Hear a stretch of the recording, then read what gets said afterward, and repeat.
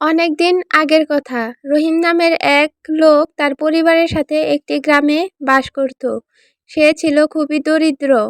সে প্রতিদিন সকালে কাজের খোঁজে বের হতো আর প্রতিদিন সন্ধ্যায় বাড়ি ফিরত। কোনো কাজ হতো না, সে হতাশা নিয়ে বাড়ি ফিরত। এটা নিয়ে তার স্ত্রী খুব দুঃখী ছিল।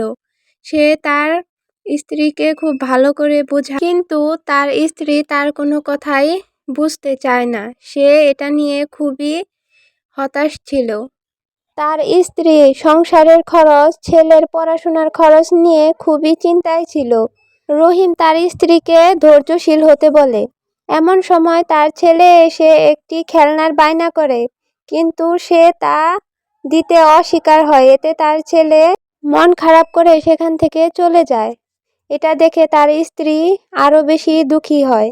প্রতিদিনের মতো সে আজও সকাল সকাল বেরিয়ে পড়েছে কাজের উদ্দেশ্যে। অবশেষে সে একটি কামারের কাজ পেয়ে গেল। সে তার কাজটি খুব মনোযোগ সহকারে করছিল। রহিম ছিল খুব সৎ এবং পরিশ্রমী। এমন সময় তার পাওনাদার গ্রামের মোড়ল সাহেব এসে হাজির। সে তার পাওনা টাকা আদায় করতে এখানে এসেছে। রহিম খুব ভদ্রতার সাথে তার সাথে কথা বলে, কিন্তু মোড়ল সাহেব তার সাথে অনেক বাজে ব্যবহার। এমনকি মোড়ল সাহেব রহিমকে কাজ থেকে বের করে দেওয়ার হুমকিও দেয়।